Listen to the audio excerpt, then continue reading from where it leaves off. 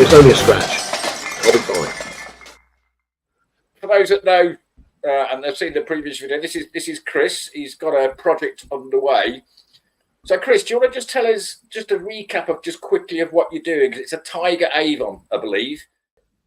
Yeah, so it's a Tiger Avon that came up for cheap money on Marketplace. I shouldn't have bought it, but I did, and I'm trying to do the right thing by it. I've now found out since I spoke to you last that the body was actually ordered from Tigers back in 2004. So this poor old thing's been around for 20 years already, and it hasn't turned a wheel in anger yet. But the bodywork, when he showed it on the intro, the bodywork's in absolutely fantastic condition. So it's obviously been stored carefully and indoors somewhere. The body is immaculate. Now, speaking to Laura at Tiger, her system only goes back to 2004, and this body was one of the first ones that the name that I've got, Mr. Tuvey, actually ordered. But she hasn't been able to trace the chassis yet because she's got to look back through their old handwritten manual records. But there's every chance he ordered the chassis between 2000 and 2004, built the chassis up, and then ordered the body subsequently to go on it. Possibly, yeah. And yours is the one with what they call the not upgraded suspension, but the better suspension on it, isn't it? That's correct, because I think the Tiger Cats and the R6, I think both of them retain the Sierra rear trailing arms, and they're good in a Sierra, but they're a bit heavy for a little lightweight 7 replica. So they've on the Avon they made their own double wishbone and upright rear suspension, and it's nice and light. It's graceful. It looks elegant. It's the right setup for that size car. It's got Cortina front hubs with double wishbones on the front as well. So for a little lightweight, balanced handling car, lovely package. Should be spot on. As you say, you got it for an absolute steal as well. Because I think you said in the previous video, or one that I've seen, it was worth more in parts. And your plans are as well is not a budget build, but you don't want to go mad on it, if you know what I mean. So I know you come on to it in later videos, but just touch on that a little bit.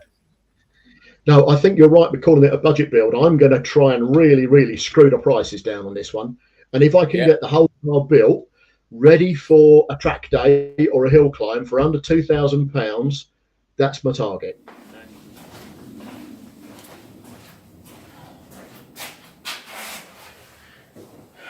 Right then, so you can see what I've got. I'm chuffed to bits with the price. I think it is an unbeatable starting point.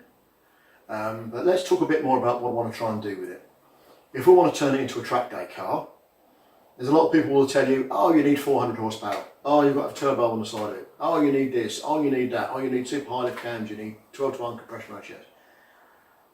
You don't, really, if you're starting out in later 7 sports cars or later 7 style sports cars. They're light, if they're stiff and they're set up properly, 120, 130 horsepower is quite a lot when you get started. So what we're going to try and do with this, rather than spending a huge amount of money on the engine and limited slip diffs and everything else, we're going to run it as a fairly stock 2-litre Pinto and do as many of the tuning bits that we can do for free here. Do my own head porting, got a tubular exhaust manifold to go on it. We can port the inlet manifold. I want to run a 3236 DGAV twin choke downdraft Weber carb on it. All very tame, very ordinary stuff by today's standards. But I know that when these are set up nicely, these are very exciting cars because they only weigh about 650, 700 kilos. So yeah, that's where I'm aiming. I don't really know how long it's going to take to do. It's now early August 2024.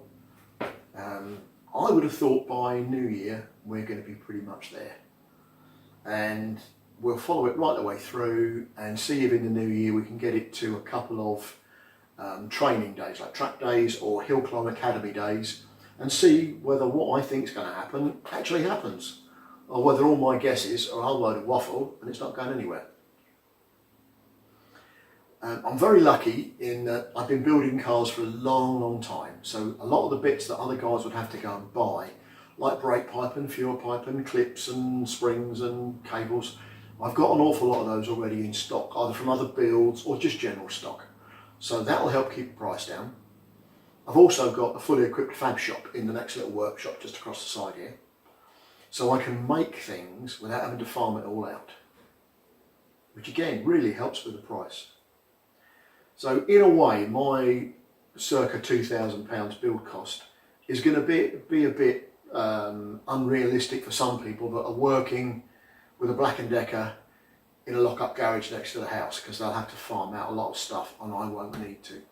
But it's still an interesting challenge to see if we can still build a nice little sports car for not too much money. We've decided against going through the road registration process and the IVA test, because it adds a lot of cost, it adds a lot of time and an awful lot of aggravation. And I think at this build cost level, we've got to save money wherever we can. So we're going to go just for a track and hill climb special. So it will speed things up and it will keep the cost right down. I'm hoping to show you why we're doing stuff, not how. I don't want this to be a build manual. There's a lot of other people who've already done that kind of stuff.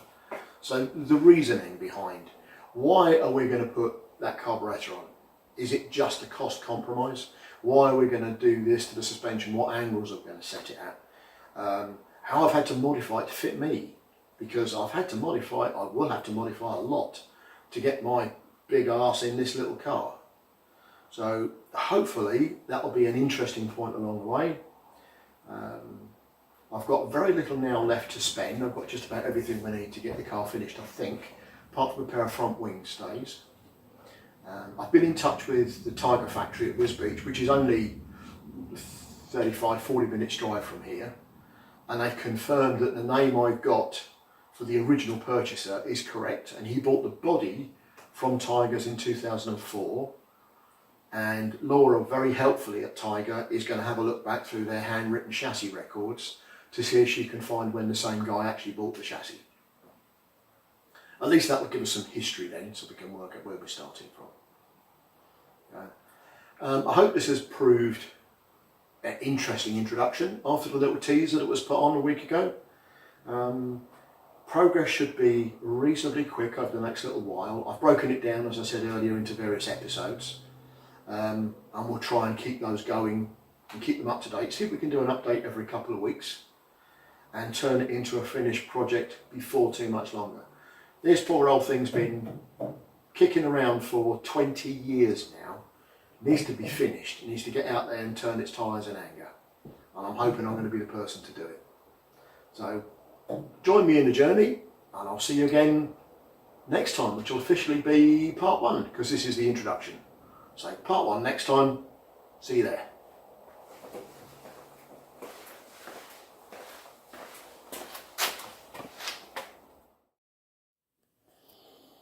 Okay, so you can see now it's powder coated inch square box section chassis, fairly standard Tiger fare, but it's got reconditioned calipers, it's got nice new discs, all the ball joints are all new, coilover shocks are all new, reconditioned steering rack,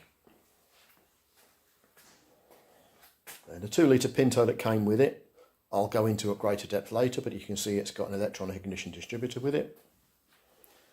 We've got a Type 9 5-speed gearbox. I've taken the top cover off and had a look inside. The oil's nice and clean and it looks good. So rather than going to the expense of a rebuild at this stage, I'm going to take a gamble and see if we can run it as is. If we run around to the back, again you'll see nice new coilover shocks. All the rear brakes are all new inside the drums. We've got braided stainless flexibles. It came with a fuel pump and a fuel tank.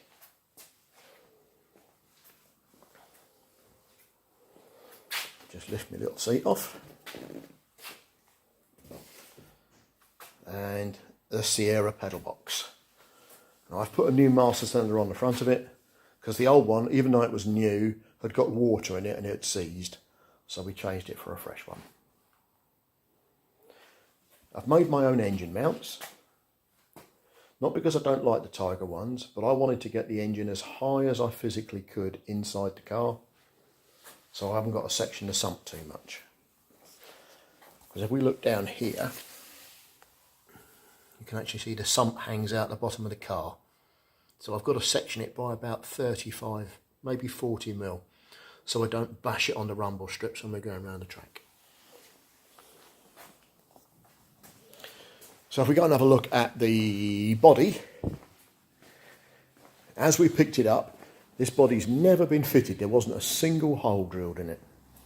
Now I've done a trial fit on it, so I've cut the clearances for the front suspension. I've cut the clearances to fit round the corners of the chassis at the back. I've started making provisions for a roll bar, because if we're going to do any kind of track use, I'd like to protect my head a bit. As you can see, it's in very good condition, even though it's 20 years old. There's very few scratches on it, and ones that are on there will polish out. I've done a trial fit on the exhaust, so you can see I've hacked a hole through the side. Got a little bit more to trim out, but not much more now. If we wander back through here, I can show you these are the wheels and tyres that came with it.